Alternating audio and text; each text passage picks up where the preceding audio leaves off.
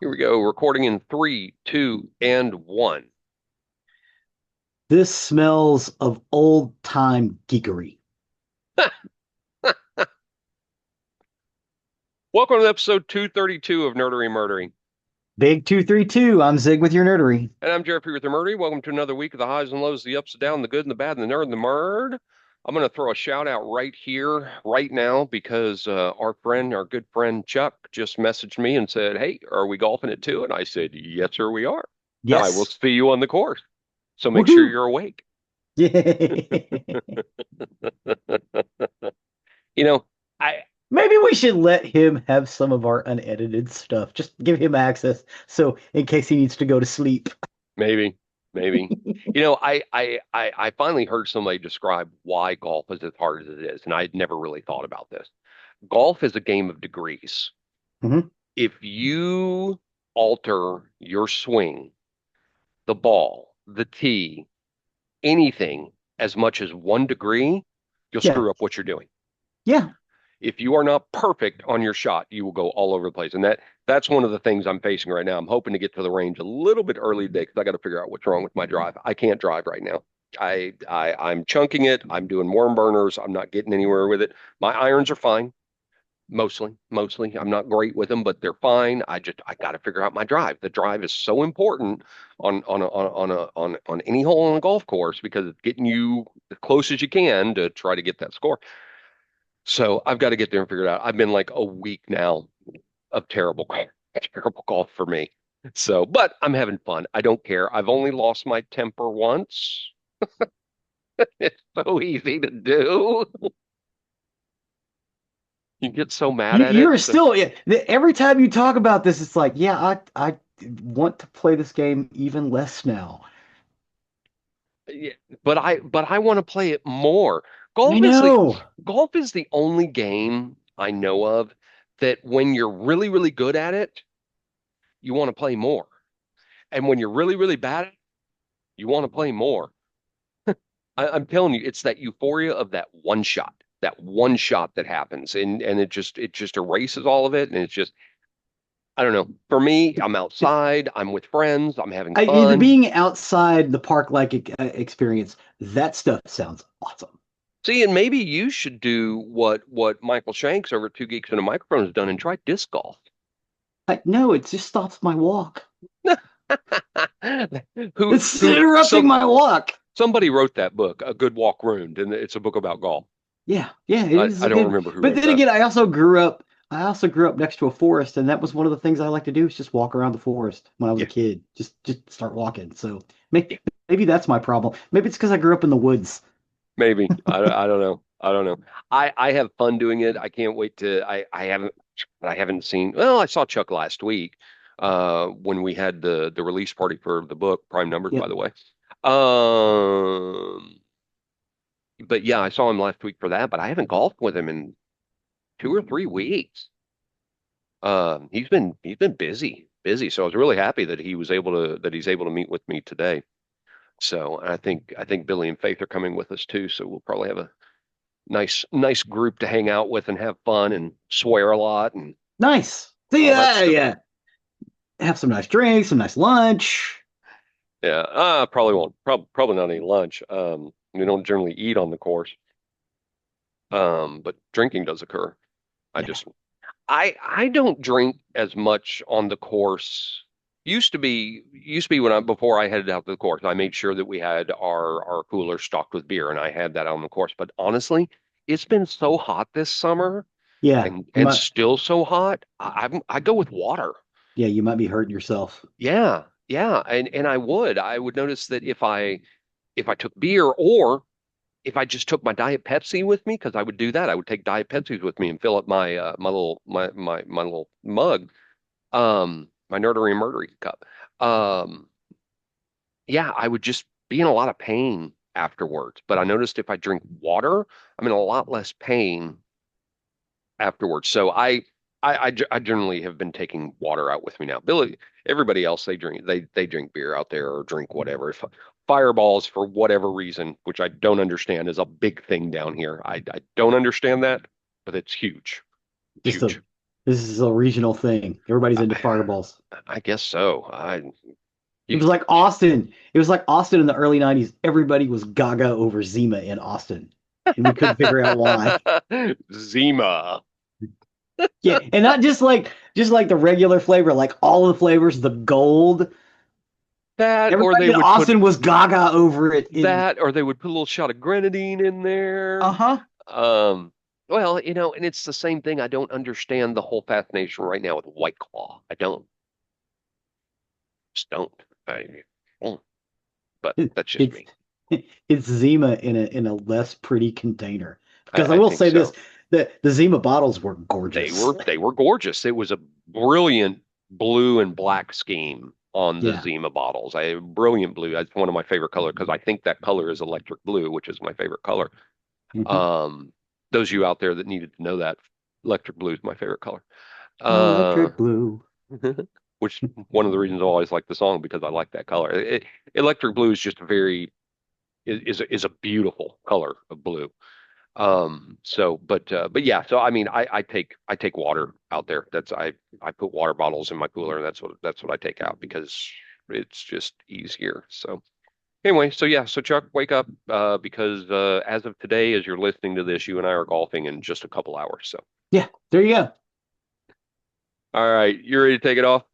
Yeah, Go as for it it. said in the stab, we're going to talk about some old school nerdy shit. Go for it. Today, we're talking about Society for Creative Anachronisms, also known as the SCA. It is an international living history group with the aim of studying and recreating mainly medieval European culture and their histories before the 17th century. A quip often used within the SCA describes it as a group devoted to the Middle Ages, as they ought to have been. Choosing to selectively recreate the culture, choosing elements of the culture that interest and attract us, founded in 1966, the nonprofit Educational Corporation has over 20,000 paid members as of 2020, with about 60,000 total participating in the society, including members and non-member participants. The SCA's roots can be traced to the backyard party of a UC Berkeley medieval studies graduate, the author Diane Paxson, in Berkeley, California, on May Day in 1966.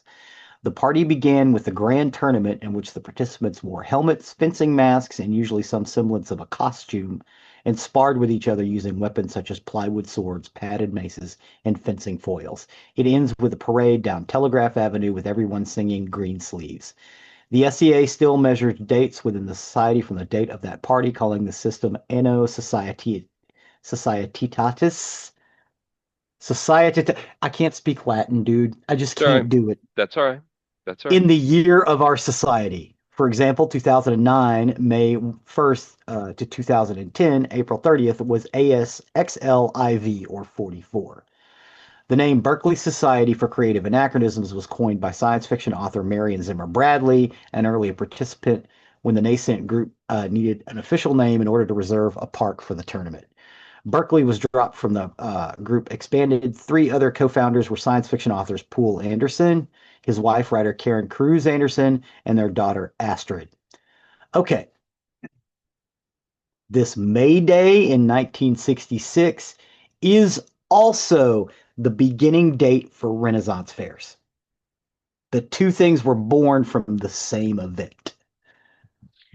I was going to tell you at the beginning, I remember years ago, our friend Keith, who's been on the show before and will be on again soon, or Yes.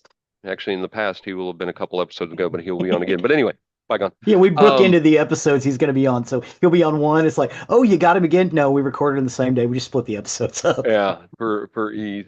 But he used to have like a button, if I remember right, that you could pin onto yourself. If I remember right, I think it said Society for Creative Anachronism. We don't make much sense, but we sure do like pizza. That sounds right. Yeah, We actually knew a guy who participated in it too. Fury. Fury was a big yeah. proponent of SCA, and man, he would get the crap beat out of him. But he was always so proud of this one time when he was holding a bridge with a glaive against an entire army. I'm just like, Jesus Christ, dude, what did you do? He's like, oh, I just kind of pushed him off the bridge with my pole arm. It was like, good God. But he was a tough dude anyway. What? I don't know what the man's real name was. I only knew him as Fury. So that should tell you how Yeah, hardcore this dude was. I didn't know him as anything else either. So In 1968, Bradley and her husband, Walter Breen, that was Mary and Zimmer Bradley, moved to Staten Island, New York, where they co founded the Kingdom of the East, holding a tournament that summer to determine the first Eastern King of the SCA. That September, a tournament was held at the 26th World Science Fiction Convention, which was in Berkeley that year. The SCA had produced a book of the convention called A Handbook for the Current Middle Ages, which was a how-to book for people wanting to start their own SCA chapters. Convention goers purchased the book and the idea spread. Soon, other local chapters began to form. In October of 1968, the SCA was incorporated as a 501c3 nonprofit corporation in California. By the end of 1969, the SCA's three original kingdoms had been established: West Kingdom, East, and Middle. All SCA kingdoms trace their roots to these original three. The number of SCA kingdoms has continued to grow by the expansion and division of its existing kingdoms. For example, the kingdoms now called the Outlands, Artemisia, Anstiora, Glenabans, Merides, and Trimaries are all made up of lands originally belonging to the fourth kingdom, Attenveld, which began as a branch of the West Kingdom. We are in Attenveld, or yes, we are in Attenveld, I believe. I've got a listing of that later on in the notes. The SCA engages in a broad range of activities, including SCA armored combat, SCA fencing, archery, equestrian activities, feasting, medieval dance, and recreating medieval arts and sciences, including a broad range of crafts as well as medieval music and theater. Other activities include the study and practice of heraldry, scribal art, calligraphy, and illumination. Members are afforded opportunities to register as medieval personal names at coat of arms, often colloquially called a device in SCA parlance. SCA scribes produce illuminated scrolls to be given by SCA royalty as awards for various achievements. Most local groups in the SCA hold weekly fighter practice, and many also hold regular archery practice, dance practice, A&S, arts and science nights, and other regular gatherings. Some kingdoms and regions also have occasional war practices, where fighters practice formations and group tactics in preparation for a large-scale war event. The research and approach by members of the SCA toward the recreation of history has led to new discoveries about medieval life. The SCA does not require participants to wear historically accurate clothing or equipment. According to Newcomer's Guide, we request that all participants make an attempt at the pre-17th century clothing, commonly referred to as garb. As you pick items, always remember to try not to make them obtrusively modern. So, I have to throw this out here because we've seen this done on TV, and I know people have done it in real life. One of my favorite things to see is the Starfleet landing party at a Ren fair. uh-huh. I think that's hysterical. What's great is because that became such a thing, occasionally you'll see someone in a Ren Fair outfit walk up to them, open up a coat, and show a Starfleet emblem and start dressing them down for violating the Prime Directive. It happens a lot. That's hysterical. What the hell are you doing? You're in violation of the Prime Directive. That's great. Oh my God. But yeah, so SCA holds its own events as a nonprofit educational organization for the benefit of SCA members and their guests. This is unlike most Renaissance fairs, which are open to the public and held mainly as entertainment for profit. Another noticeable difference is that SCA events are historically earlier than most Renaissance fairs. Each kingdom in the SCA runs its own schedule events, which are announced in their kingdom's newsletter and usually posted on the kingdom's website. But some of the largest SCA sanctioned events, often called wars, attract members from many kingdoms. Pensic War, fought annually between the East Kingdom and the Middle Kingdom, is the biggest event in the SCA. Likewise, Estrella War was held for over 30 years, many between two large regional SCA groups, the Kingdom of Attenvelt and the Kingdom of the Outlands. Most Estrella Wars were held near Phoenix, Arizona in late February and last around 7 to 9 days. Several thousand people attend each year, some from as far as Sweden, Germany, France, Italy, Greece, and Australia. On July 31st, 2021, it was announced that the Australia War had been canceled permanently. Other annual SCA wars include Gulf Wars in Glen Abrams, formerly Marides, Great Western War in Cade, War of the Lilies in Calontir, and others. Other annual or semi-annual kingdom level events held analogously by most of the other SCA kingdoms include crown tournaments, coronation, kingdom arts and science competitions, and queen's prizes. Additionally, most baronies in the SCA have their own traditional annual events, such as baronial arts and science competitions, a championship tournament, and often a Yule or 12th night feast. Various SCA groups also sometimes host collegia or symposia where members gather for classes of various medieval arts and sciences and other SCA related topics. So, the main difference between SCA and Renaissance fairs, and again, they were stemmed from an original event. SCA is more of a community organization, where a Renaissance fair is something that happens for money. However, the two are not mutually exclusive. A lot of the fighters you see that hold the tournaments in the Renaissance fairs, because you'll get jousting, you'll get sword fights and other stuff like that. Most of those guys are members of SCA groups. Hmm. Um, I think almost exclusively at this point. The same with like the medieval times. I don't know if they have those everywhere. It's Not basically a dinner. everywhere. Yeah, there's a dinner and it's a dinner and tournament. So you get the medieval tournament and you eat like medieval stuff, chicken legs and stuff like that, or turkey legs, and you watch people duke it out with swords and stuff. But again, a lot of these people are SCAs.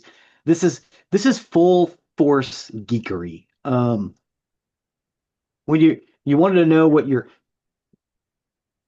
is the movie? Role models. Role models. I Movie was role going to say models. it's in role models. Yeah. Yeah, yeah. That's what's going on. Is a Yeah. is a SCA event. Yeah. I was going to mention that. Looks like Medieval Times is in Atlanta, Baltimore, Buena Park, California, Chicago, Dallas, Lyndhurst, Myrtle Beach, Orlando, Scottsdale, and Toronto. Nice. So yeah, if you want to see if you like this sort of thing, you should go check out Medieval Times. It's fun evening. Um, but yeah, it's the same sort of thing. You get some food along, but usually SCA events have food there. But it's mostly a volunteer organization. They're not looking to um, make a profit as much as they are just to keep the organization going. Um, Whereas Renaissance fairs, it's more of a profit. But again, they're not mutually exclusive. A lot of the people participate in both. Um, the minimum standard for attendance at an SCA event is an attempt at pre-17th century clothing, and there's a general goal of maintaining a historical atmosphere. However, SCA members will use modern elements when necessary for personal comfort, medical needs, or to promote safety, e.g., wearing prescription eyewear, using rattan for swords, or shear thickening substances for padding. Unlike some other living history groups, most SCA gatherings do not reenact a specific time or place in history, leaving members free to dress as any culture within the SCA's time period. The SCA produces two quarterly publications: and complete anachronist and tournaments illuminated, and each kingdom publishes a monthly newsletter. The Complete Anachronist is a quarterly monographic series. Each issue focuses on a specific topic related to the period, circa 600 to 1600 in history. Issues are written by SCA members and have covered a wide range of topics. Tournaments Illuminated is a quarterly magazine, each issue covering a range of topics and includes several features such as news, a humor column, book reviews, war reports, and various articles of SCA-related topics of interest. Groups are active all over the United States, Canada, Europe, Australia, Japan, South Africa, and New Zealand, with scattered groups elsewhere, including China, Israel, Panama, and Thailand. At one time, there was even a group on the aircraft carrier USS Nimitz, known as the Shire of Curragmore, anglicized Irish for big boat. And the Shire's arms played on the Nimitz ship's badge.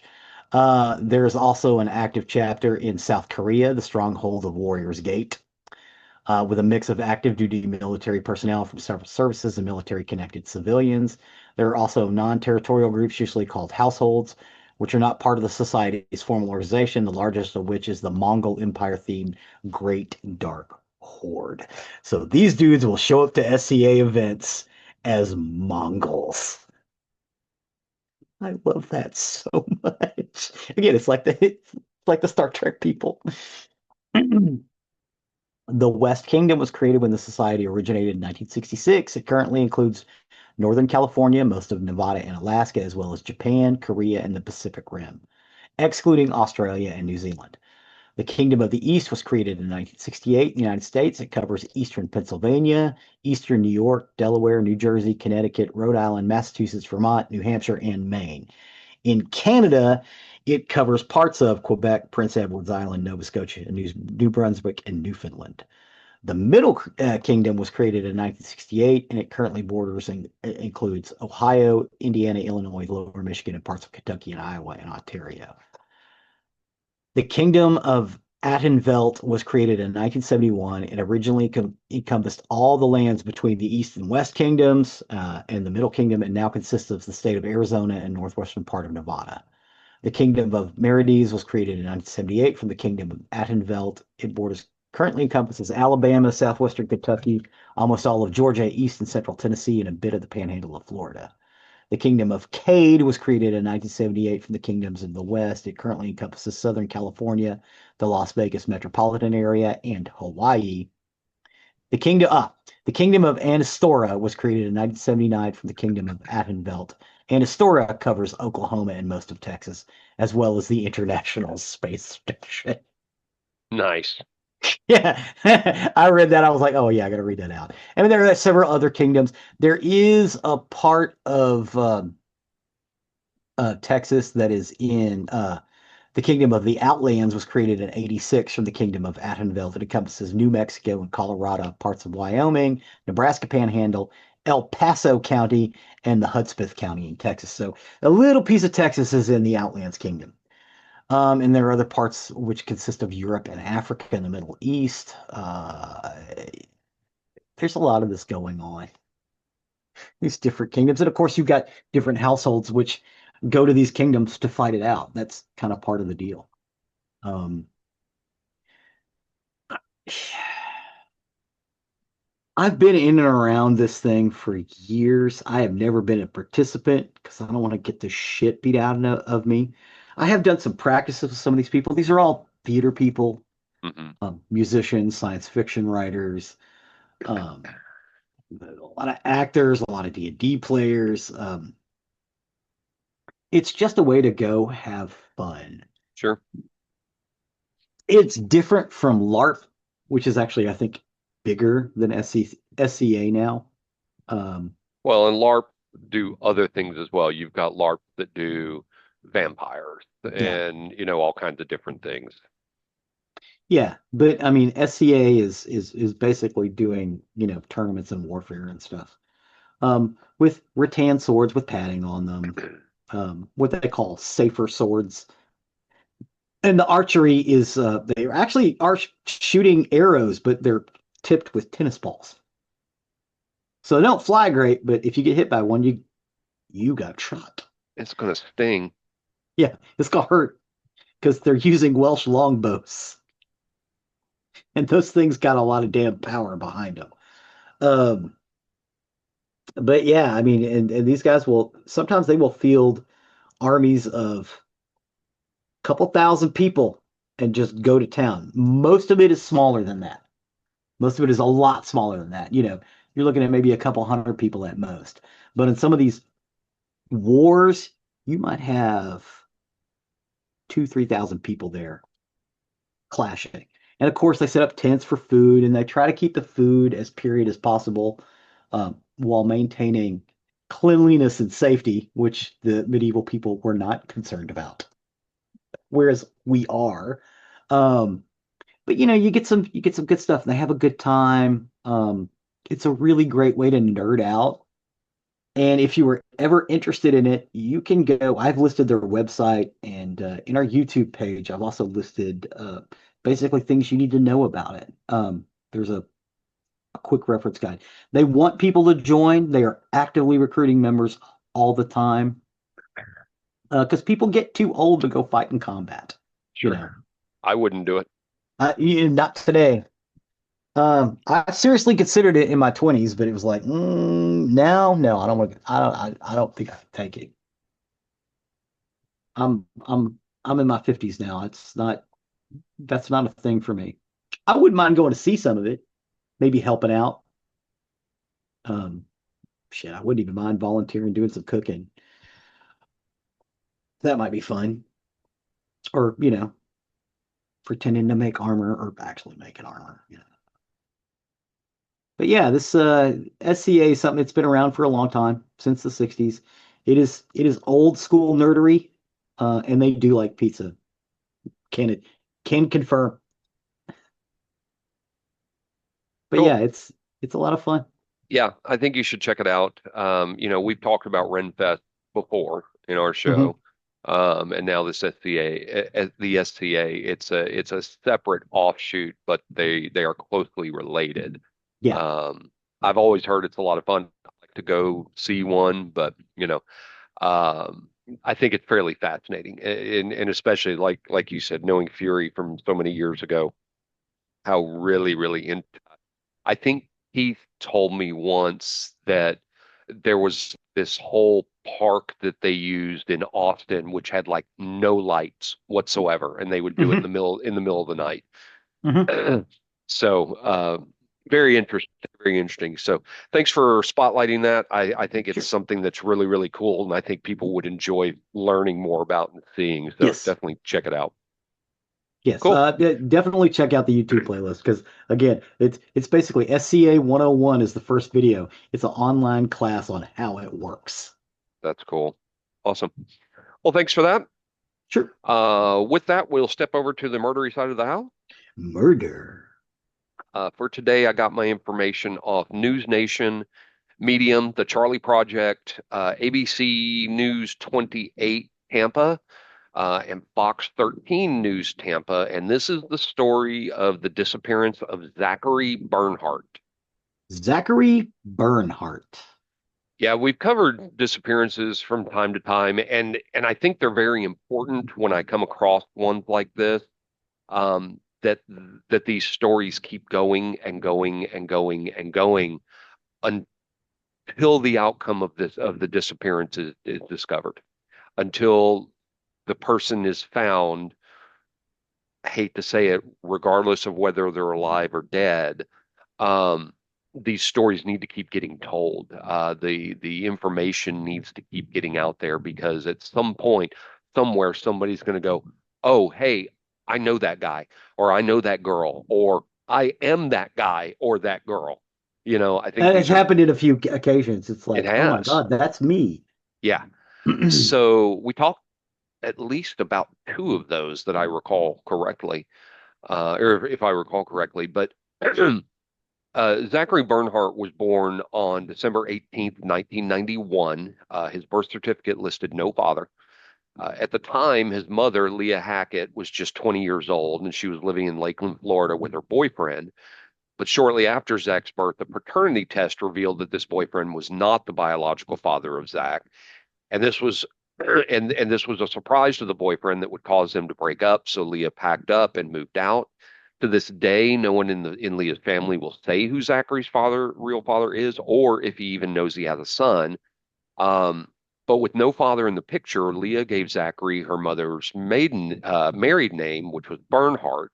And from that moment on, it was just the two of them mostly. Zachary himself was a very thoughtful, curious little boy. He was the kind of child that would take bits and pieces of things around the house, turn them into something new. He'd build towers of stacked cups or makeshift cars from spare parts. His creativity never stopped, and his family used to smile at his creations and say, "That one's going to be an architect someday." He seemed to be a well-adjusted boy, but life for Zach was anything but stable. In 1994, Leah had a second child, a baby girl. For a time, she was with the child's father, but that relationship didn't last, and eventually Leah returned to Florida with both children in tow. That's why I said it was them two mostly.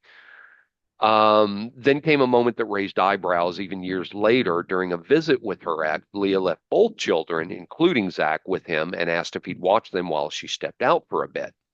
She said she was exhausted and struggling with being a single mom and just needed a night out. And the ex agreed to watch both children for a few hours, but Leah didn't come back for several days.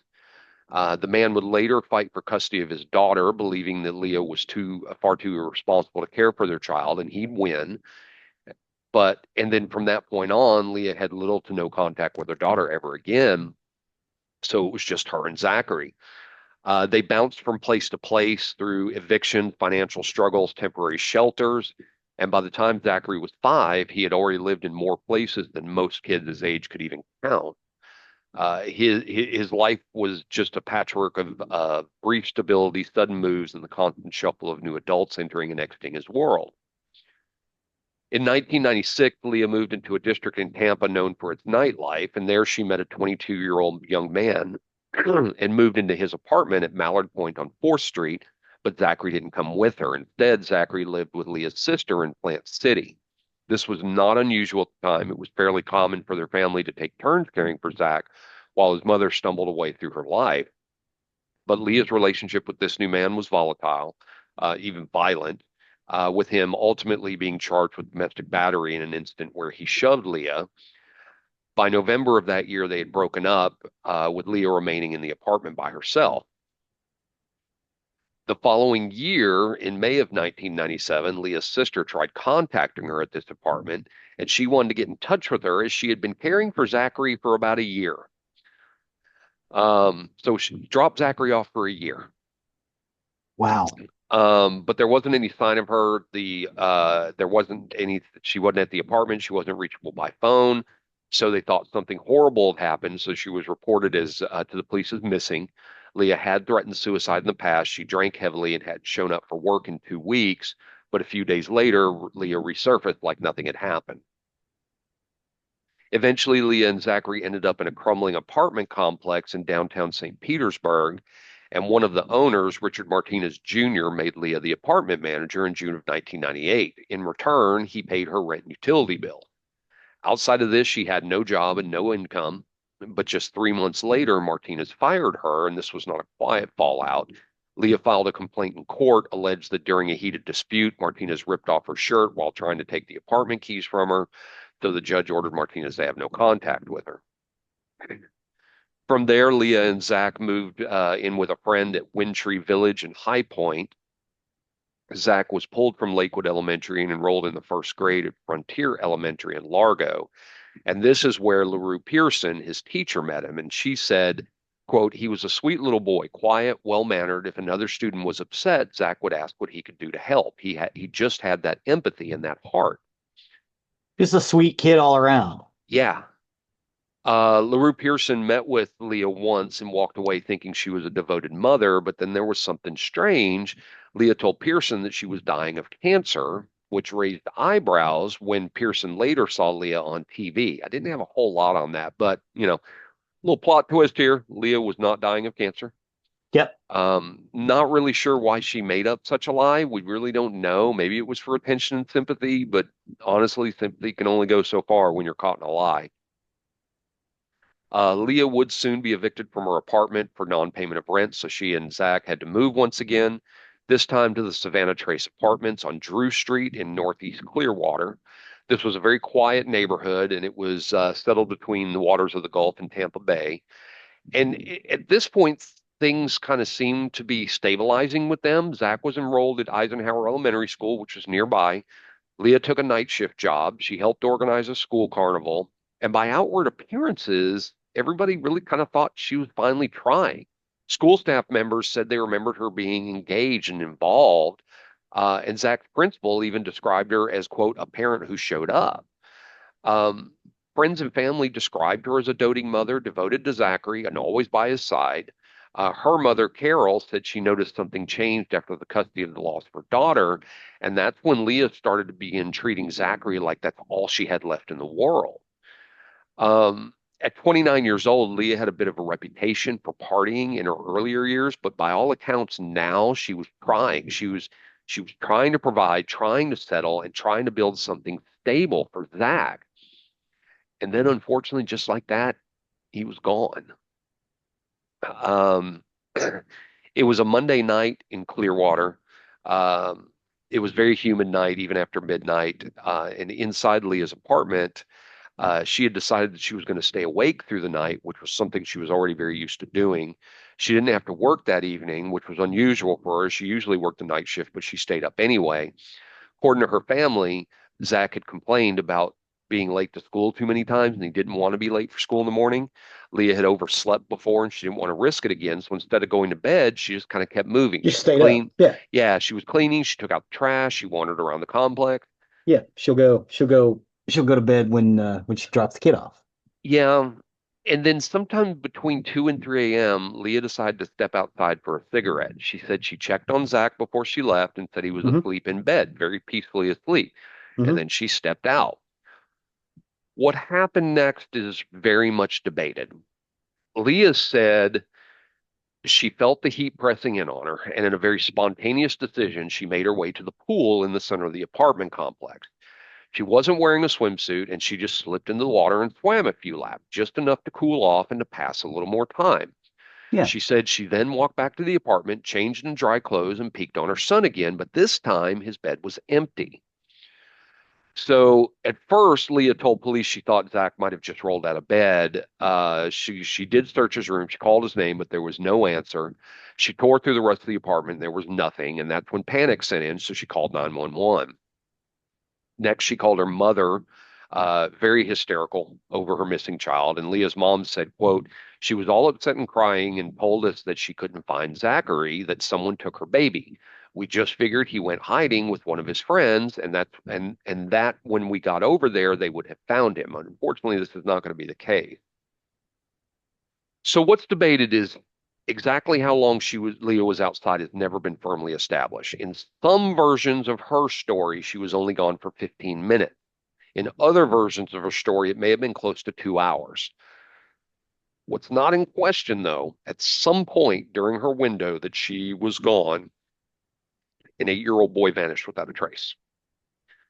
Clearwater police arrived at the apartment in the early morning of September 11th, 2000. I found that date fascinating, 1 year before 9/11. Hmm. But they found no sign of forced entry. There was no sign of struggle, nothing out of place, just the absence of Zach. No Uh, blood, no no, nothing. none, none. Lee admitted to the officers that when she stepped out, she had left the door unlocked behind her, but she was certain that her son would not have wandered out to the street on his own. No. We talk about this a little more later, but everybody said Zach was deathly afraid of the dark. Yeah. So, as the sun would come up, the search exploded into a massive operation. The police did not waste any time. By the afternoon of September 11th, Oh no. the woods surround what He's in Clearwater, Florida. I know. I talk about that. I Okay. talk about that at the end because yeah, I know where you're going with that. That's always a possibility, but we'll get there. They checked the woods surrounding the apartment complex, and they established a command center. They did send search dogs to weave through the underbrush. Remember that, search dogs. Helicopters circled overhead. There were hundreds of volunteers who joined in, and they looked through every corner, every alley, every storm drain, but there was no trace of Zach, no backpack, no shoes, not even a footprint. Okay, so this is where it gets odd. Flyers went up everywhere. They had, bright photos of Zach. Um, as I said earlier, he was a child who, by all accounts, was deeply afraid of the dark, and yet he vanished without a sound into the In the night. middle of the night. So for investigators, they said something didn't quite sit right with him. This was a story of a mother going out for a casual swim at 2 or 3 in the morning while her young son slept alone. One neighbor told police they didn't buy it. The pool, they said, closed at 10 p.m., so why would anybody be swimming that late knowing it wasn't allowed? And then there's the inconsistencies. Leah's timeline shifted. She said she was gone for 15 minutes. Later, it was closer to 2 hours. Police did note how often Leah moved and how frequently she faced an eviction. And in fact, at the time of Zach's disappearance, she was behind on rent and facing another move.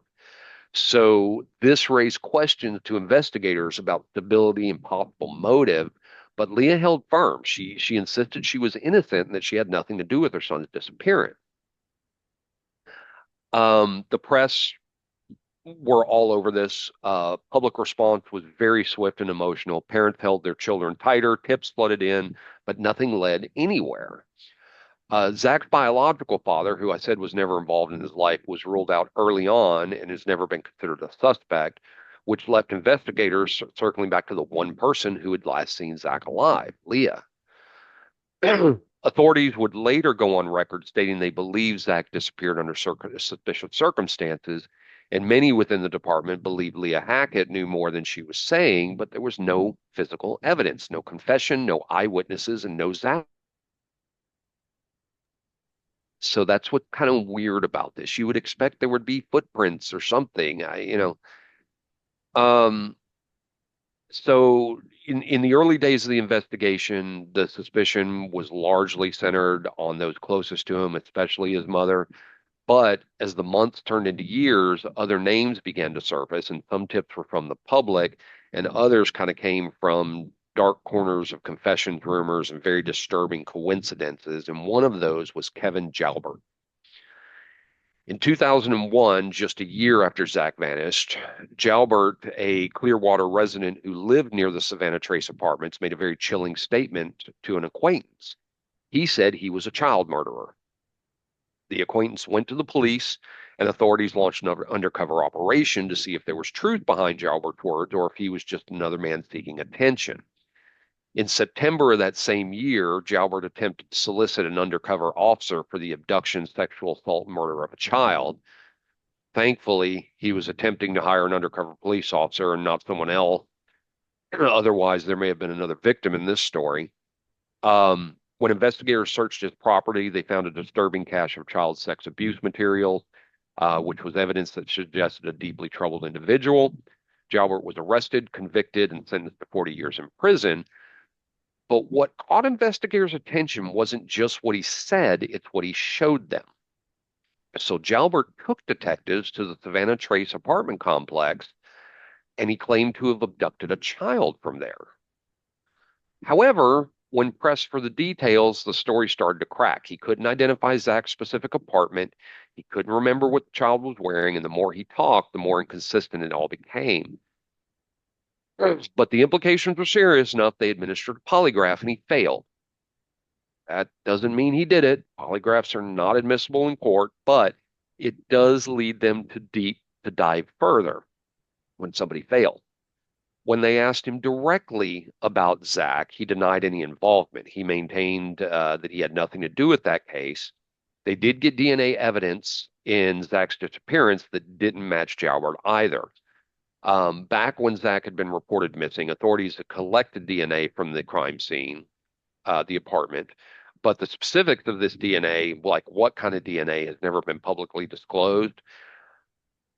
So whatever DNA they had didn't match. Jalbert has never been officially ruled out as a suspect.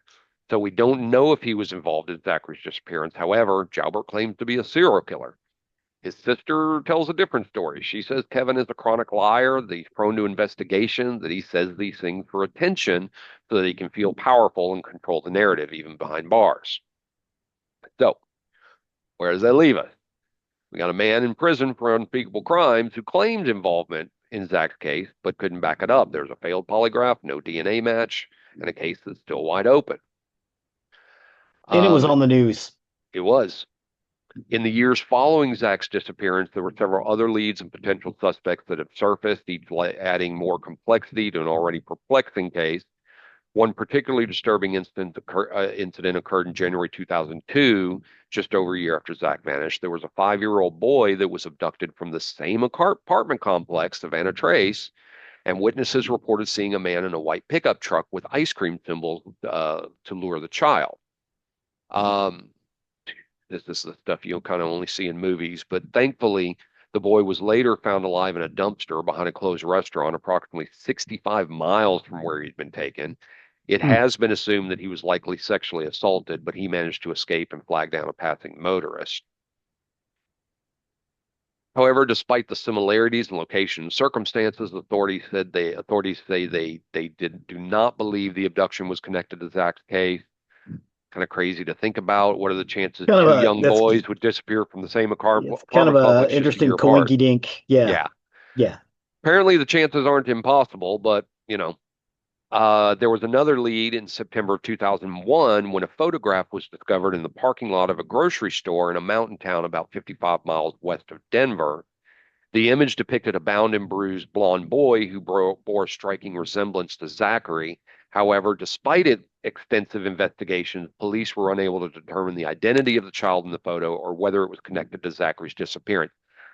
I am 95% positive I covered this case with this photo because there's another case that ties into this because there's a girl in that photo too. If these are the same Oh, photos. yeah. I remember that. They were in the Yeah. back of a van. It was a girl, and again, we were talking about the Yes. girl Yes, because we were talking specifically about the girl. This is was supposedly the boy in the photo. in the photo. Yeah, that is in one of So, our episodes. yes. The Yeah. photo. Yeah. Yeah.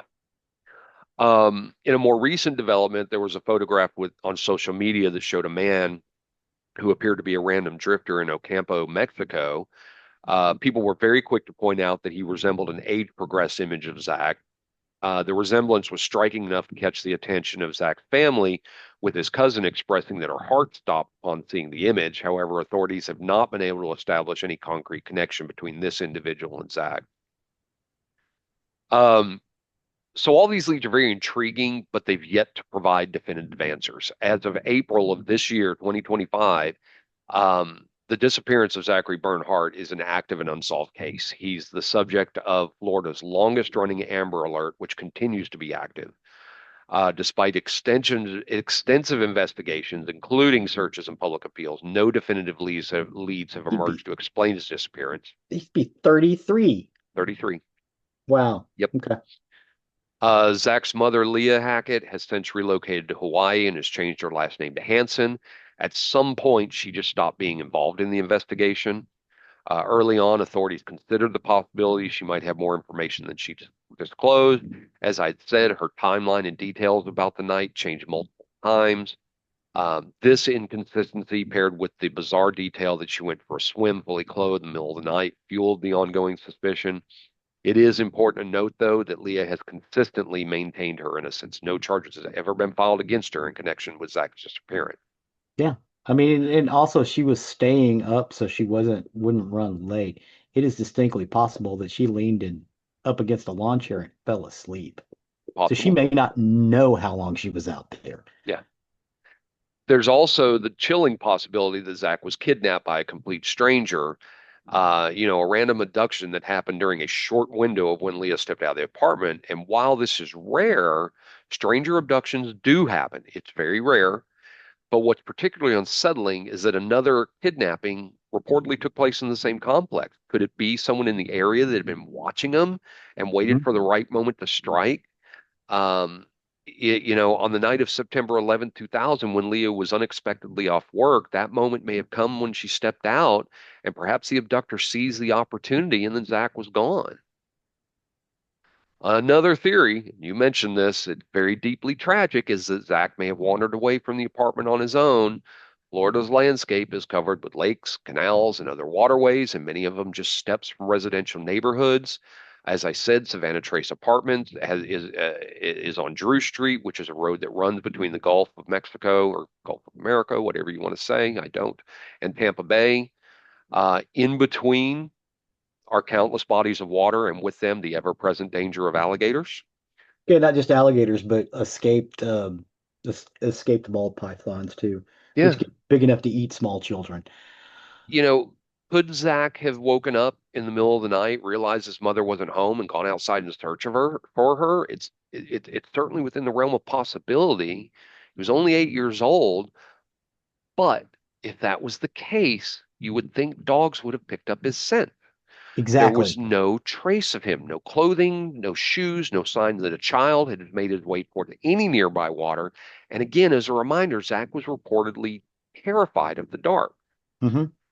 So it kind of makes it difficult to believe he would voluntarily leave the apartment alone at night, which raises the possibility that he either knew the person that took him or he was forcibly removed. Then you've got Kevin Jalbert.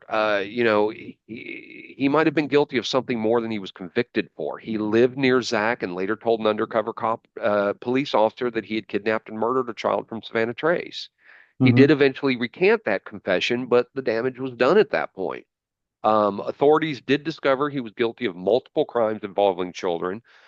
Um, and so, was he telling the truth and then backing out, or was he just a twisted individual bragging about a high-profile case he'd seen on the news? Hmm. Um, that sounds unbelievable, but unfortunately, it's not uncommon. Criminals do this. They insert themselves into investigations for the attention, for their Hmm. ego, or just to toy with law enforcement. Yeah. So whether Jalbert had anything to do with Zach's disappearance, it remains officially unproven, but the possibility continues to kind of haunt this case. What we know is Zackary Bernhardt vanished from his bed on a humid Florida night over 2 decades ago. Since then, his name has never been far from those who knew and loved him. His face, which is frozen in time at 8 years old, is still on missing persons flyers, police report, and a community that once rallied to find him. Zach's aunt, Billy Joe Jimenez, said, quote, emotionally, it's taken a toll on our entire family. We love him. We miss him. We want him to come home. We're still here. We're still actively looking for you. We've never given up hope and we never will. And he will come home. Was he taken by someone who was watching, or did he wander off in the dark searching for his mother, or was the truth really kind of closer to home? There's so many theories, so many possibilities, and yet no answers. As you had said, Zachary would be 33 years old today. What would his life be now had this not happened? Would he become the architect his family once thought he was? Would he still be that sweet, agreeable little boy who just wanted to play whatever game made the other kids happy? We're never going to know. But, well, we may never know, but we do know this. Someone out there knows what happened to Zachary Bernhardt. Until that truth can be found out, this case cannot and should not be forgotten, which is why I report on these disappearances. Again, he would be 33 years old today. He's a Caucasian male with blonde hair and blue eyes.